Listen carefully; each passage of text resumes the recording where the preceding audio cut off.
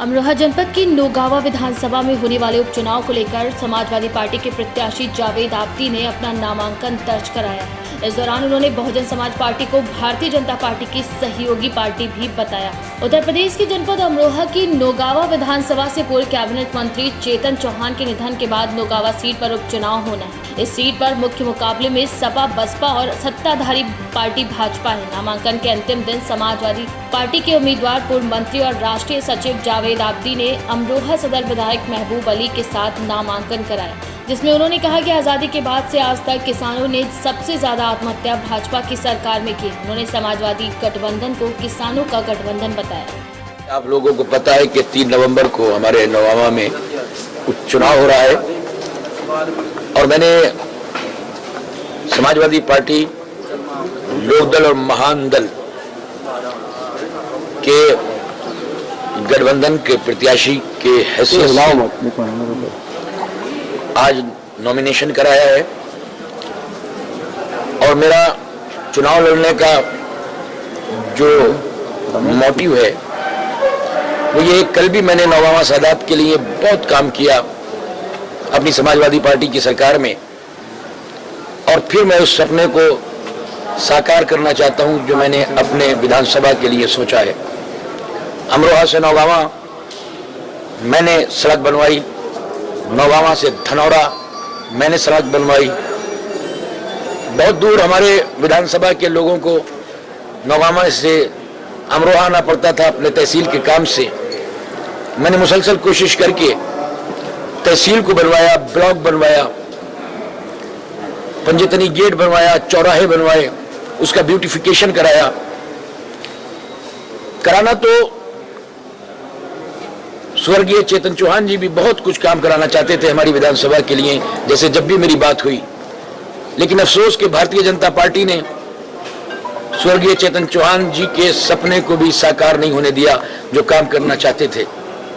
इसलिए कि हम एक नई क्रांति अपने विधानसभा के लिए लाना चाहते हैं। आज मजदूर परेशान है, आज हर समुदाय के लोग परेशान हैं। आज जैन चौधरी जी पर जो चौधरी चरण सिंह की विरासतों के वारिस हैं उन पर सारी दुनिया देख रही है कि लाठी चार्ज की जाती है, मगर जब कभी लाठी चार्ज होती है, चाहे वो लाला लाजपत राय हो, उसी आवाज से, उसी लाठी चार्ज होने के बाद एक नई क्रांति आती है। जैन जी के ऊपर लाठी चार्ज हुई, एक नई क्रांति आएगी।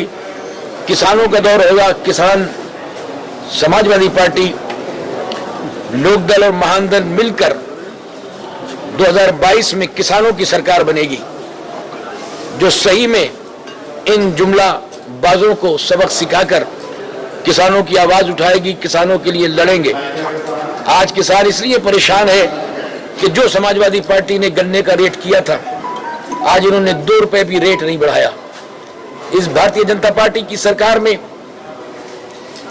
सिर्फ और सिर्फ अडानी और अंबानी को पैसे पे पैसा और धन्ना सेठों को और धन से नवाजा जा रहा है।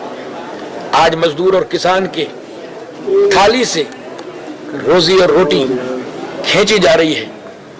1947 से लेकर आज तक किसानों ने इतनी आत्महत्या कभी नहीं की जितनी इस भारतीय जनता पार्टी के सरकार में की है।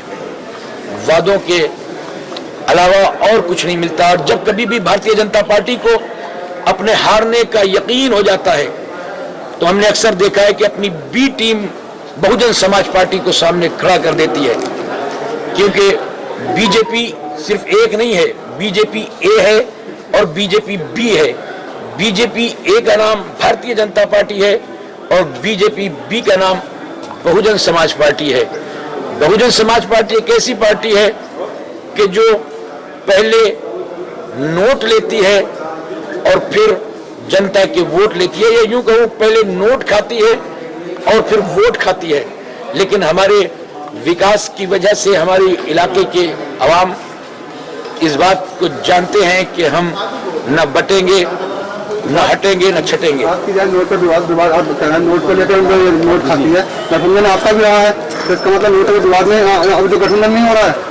आपको पहली बार मैं पहले भी कह चुका हूं, आप वही सवाल बार बार करते हैं कि हमने इसलिए भारतीय जनता पार्टी को हटाने के लिए, ए टीम को हटाने के लिए बी टीम से सोचा कि, लेकिन वो बी टीम से मिली भी थी। अगर इधर गठबंधन हुआ और इधर चुनाव हुआ, दूसरे दिन उन्होंने अपना साथ छोड़ दिया, क्योंकि उनको परमानेंट बी टीम के, ए टीम को बी टीम के साथ रहना है।